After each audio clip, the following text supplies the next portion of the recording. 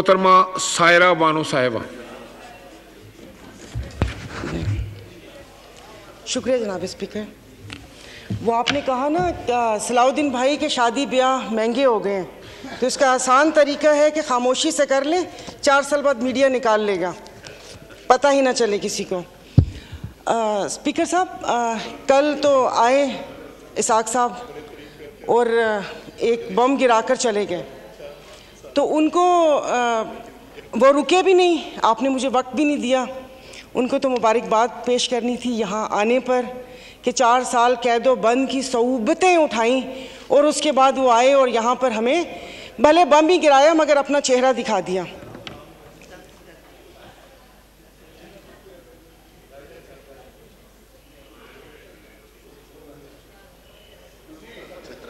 जी मोहतरमा सायरा बानो साहिबा। नहीं, वो मैंने कहा शायद ज़रूरी बात है मैं भी सुनूं कि कौन सा वो। तो जनाब स्पीकर, इधर जिससे भी पूछा उन्होंने कहा कि भाई ये जो IMF से मुआहदा हुआ है ये मुल्क के लिए बहुत ज़रूरी है और ये है वो है, तो मैंने भी कोई तनकीद नहीं करनी थी। अब ज़ाहिर है पाकिस्तान को डिफ़ॉल्ट होता तो नहीं देख सकते, हालांकि गो कि इसमें मेरा कोई हिस्सा नहीं है, तो लेकिन मैंने सिर्फ वज़ीर ख़जाना साहब को एक रिक्वेस्ट करनी थी कि 15 और 25 वाले को तो छोड़ें, मुझे एक 50,000 वाले का बजट बनाकर दिखा दें। आप मुझे बजट बनाकर दिखा दें, मैं आपको इसको भी मैं आपको वोट दूंगी और आइंदा आने वाले आपके फैसलों को भी मैं सेकंड करूंगी। सर, ये कौन सी बात है कि आप आए, आप जिस दुख तकलीफ और कर्ब से गुजरते ही नहीं हैं, उससे गुजरते ही नहीं हैं, और आप यहाँ पर आके भाषण देते हैं कि ये हमें मुश्किल फैसले करने पड़ेंगे। मुश्किल फैसले अपने लिए करें ना, अपने लिए क्यों नहीं करते? अवाम को सादगी का दर्स दिया जा रहा है। इनके एक एक लिबास और इनकी अशिया जो इस्तेमाल करते हैं उनकी कीमतों का आपको अंदाज़ा है? डेली एक फ़ोटो शूट आता था, 15 लाख रुपए का कोट, 10 लाख का जूता, 15 लाख का स्कार्फ। ये एक पाकिस्तान जो डिफ़ॉल्ट हो रहा है, वेंटिलेटर पर है, उसकी आवाम को ये मजाक, एक तस्वीर ट्विटर पर डेली शेयर होती थी। मुझे सिर्फ एक 50,000 वाले के जीने का हक छीन लिए हैं उन लोगों से। आप मुझे बताएं कि ये पेट्रोल के लिए यहीं पर ही थे।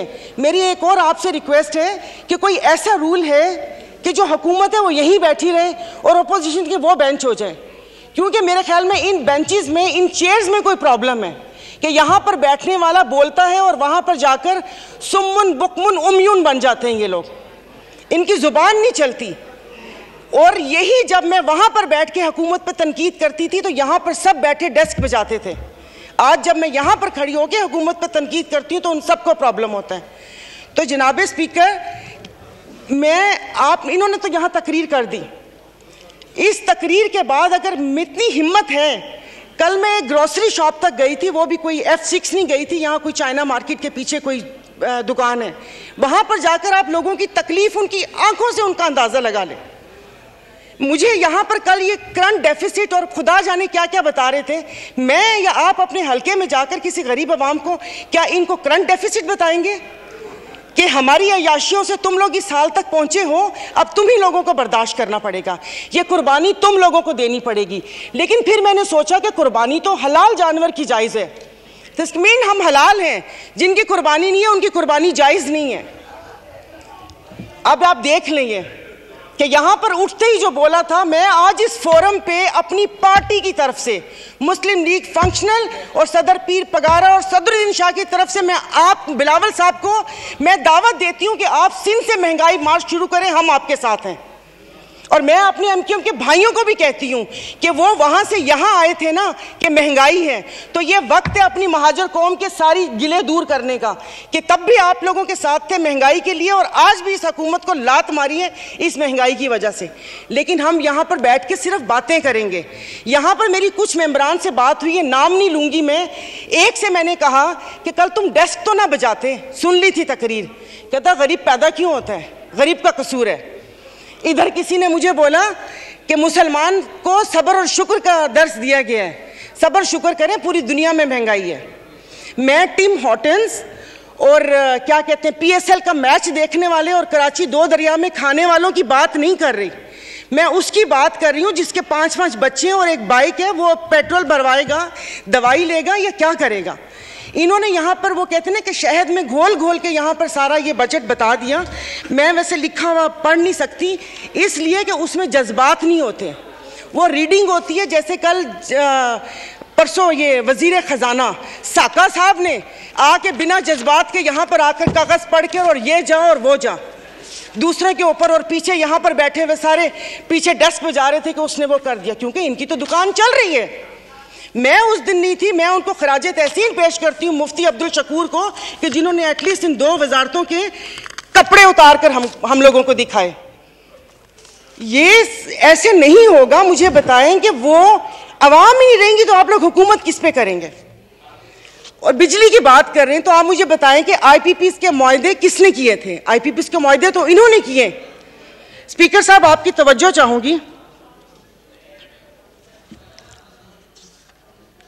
और कल उन्होंने कहा कि हुकूमत जैसे ही संभलने वाली थी तो सैलाब आ गया। तो जनाब स्पीकर, मुझे माफ कर दीजिए, जिस वक्त सैलाब आया तो उस वक्त तो हम अपनी जिंदा दिली का सबूत दे रहे थे। 75 करोड़ आवाम के खून पसीने और टैक्स की कमाई से हम यहाँ पर तकरीबात कर रहे थे। और मजे की बात है, प्लीज, मतलब मैं बहुत आराम से बात कर रही हूँ, कोई तंज नहीं करूंगी, कि अभी आइन की तकरीबात का आगाज हुआ है। क्या आइन के आर्टिकल 3 आई थिंक 27 या 35, 36 आगे, क्या उस पर यह रियासत पूरा उतरती है? क्या हमारी जानो माल की हिफाजत है? यहाँ पर हमें बुनियादी सहूलतें मुयस्सर हैं यहाँ पर? मतलब हम लोग इतने नाक के पक्के हैं कि उस पर वो करके आइन की बात कर रहे हैं। और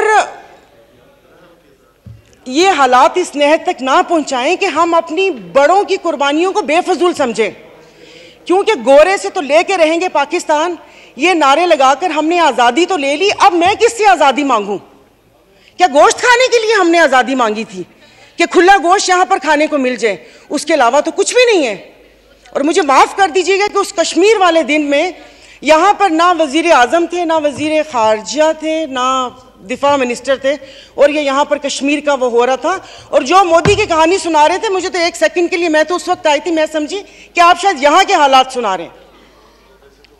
मुल्क को पता नहीं आप लोगों ने कहाँ से कहाँ पहुँचा दिया। टैक्सीज की बात करें, जैसे अभी मेरे भाई ने बोला कि रमज़ान आने वाला है, मशरूबात पर, अरे मीठे मशरूबात पर क्यों टैक्स लगा रहे हैं? कड़वे मशरूब को लीगल करके उसके ऊपर टैक्स लगाए ताकि रेवेन्यू भी मिले पाकिस्तान को। मीठे मशरूबात, एक गरीब रोज़ा रख के एक उसकी ख्वाहिश होती है रूह अफ़ज़ा पीने की या वो करके, और उन्होंने कहा बाकी चीज़ों पे टैक्स नहीं लगा। मुर्गी गोश्त महंगा नहीं हुआ, वो अल्हम्दुलिल्लाह हमारे पाकिस्तानी खुद ही महंगा कर लेंगे।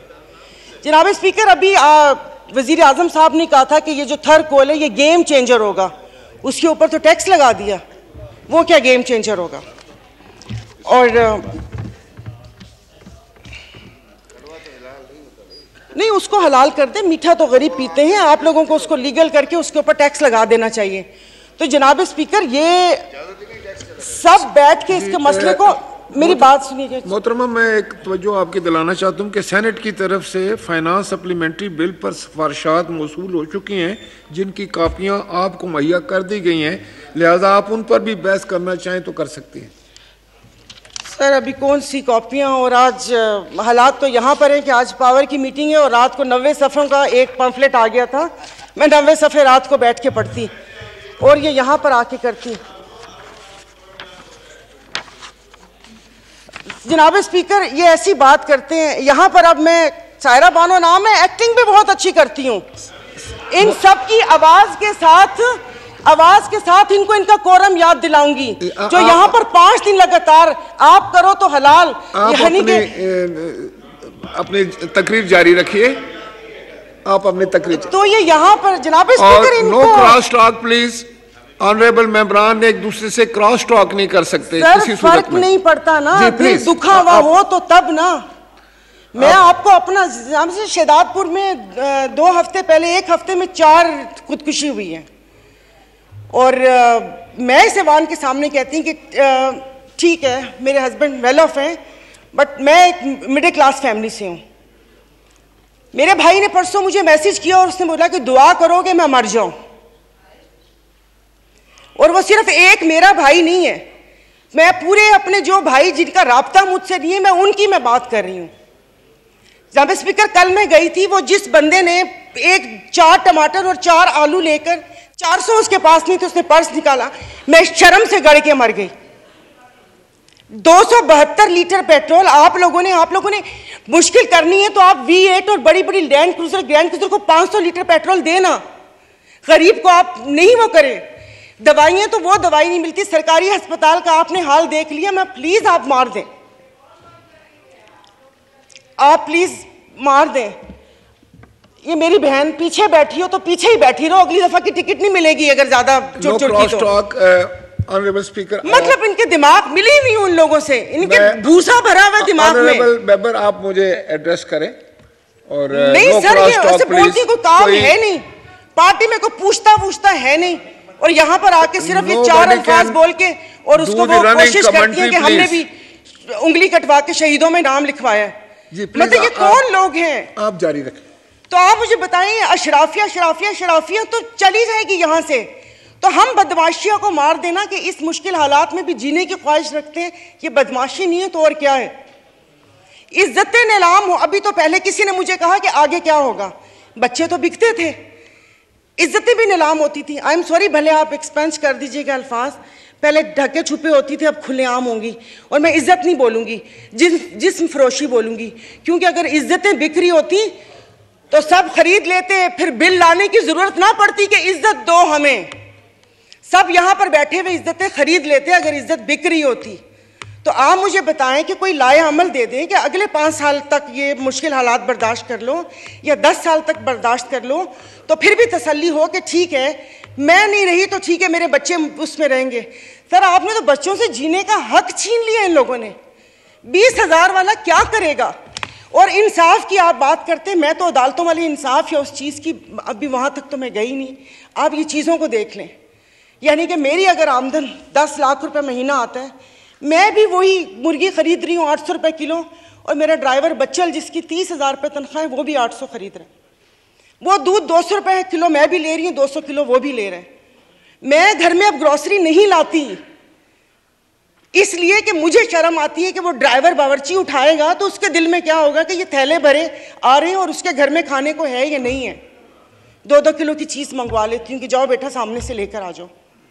तो आप मुझे बताएं, मतलब थोड़ा सा जीने का हक दे दे, खुदा पाक को जाके जवाब देना। यहाँ पर आप आयतें पढ़ाते हैं, आयतें पर्दा कर चुकी हैं, आयतें पर्दा कर चुकी हैं। अभी ये कहते हैं वो तकरीर ना, ये इनको शर्म नहीं आती, रात के अंधेरे में पेट्रोल का पंप गिराते हैं, तो वो भी जरूर रात के अंधेरे में पेट्रोल का पंप गिराते हैं। मुझे तो समझ नहीं आ रही थी, चश्मा नहीं था, मैंने कहा ये क्या हो गया, शायद मैं रात को रोई हूँ, अल्लाह पाक ने मेरी दुआ सुन ली। पता चला वो पिछले थे मैसेजेस ना, जब वो यहाँ पर बैठा करते थे। अब सब कुछ जायज़ है, सब कुछ हलाल है। यहाँ पर बहुत तुर्की हमारे भाई हैं, और शुक्र अल्हम्दुलिल्लाह शाम का नाम भी लिया, क्योंकि पहले 1 हफ्ता तो उस बेचारे का नाम ही नहीं था। फिर जब इंटरनेशनल मीडिया ने डालना शुरू किया तो हमने भी शाम बोलना शुरू कर दिया। हमारे भाई हैं, हमारे मुश्किल वक्त में खड़े होते हैं, दिलो जान से मदद करनी चाहिए। वहाँ पर जाने के लिए उतावले थे, कभी कहाँ तबाही आई हुई उस दिन कोई पहुँचता है, उस दिन कोई पहुँचते जाएं तो तब कि आप अपनी वेल्थ में से, जैसे ये भाई ने बोला कि हम लोगों से तो ले ली तनख्वाह, अवाम से भी वो दे दिया, अवाम के पास है जो अवाम डोनेशन देगी, वहाँ पर अल्लाह पाक उनकी मदद करेगा। और वो रियासत माँ जैसी है, उनके हुक्मरान हमारे जैसे नहीं हैं, उनके लिए वो खड़े हैं। दबी हुए अवाम के लिए हम इज़ारे यकजहती के लिए बेचैन हो रहे हैं, लेकिन यहाँ पर जो मरी हुई फाकों से अवाम है उसके लिए कोई दिल में दर्द नहीं है। तो अभी ये आइन की तकरीबात के लिए कितने पैसे वो हुए, इन्होंने अभी बोला कि हम तनख्वाह नहीं ले रहे। 1,80,000 से क्या होता है, वो तो वैसे ही एक वक्त का खाना है, खाना पीना तो। लेकिन बाकी जो चीज़ें हैं वो, ये जो गाड़ियाँ, ये फ्यूल कार्ड, इनकी ताम झाम, इन सब पे कितना पैसा खर्च होता है। देखो खुदा का खौफ कर ले, मेरे पास कोई अल्फाज नहीं है, ये सारा कुछ मैंने लिखा था लेकिन ये बेफजूल है। मैं किसको इशारिया सुनाऊंगी कि 13 पॉइंट ये हुआ, मोडीज की रेटिंग ये है, वो ट्रांसपेरेंसी ने ये बोला वो बोला। हम में से तो किसी को भी ज़रूरत नहीं है, सब अल्हम्दुलिल्लाह खाते पीते घरानों से हैं, सब अल्हम्दुलिल्लाह खाते पीते घरानों से, लेकिन किसी और का तो सोच लें। तो ये यहाँ पर प्लीज़, मतलब अब तकरीबन साल होने वाला है, आप भी कहते रहे लेकिन यहाँ पर आने की तौफीक नहीं हुई। मैं कुछ लोगों को, आप लोगों को दिलचस्पी होगी, आप यकीन नहीं करें, मुझे इस ऑडियो लीक से पीटीआई क्या कर रही है क्या नहीं कर रही है मुझे कोई दिलचस्पी नहीं है। सब जाएं भाड़ में, लोग, आवाम मर रही है, आप उसको देखिए।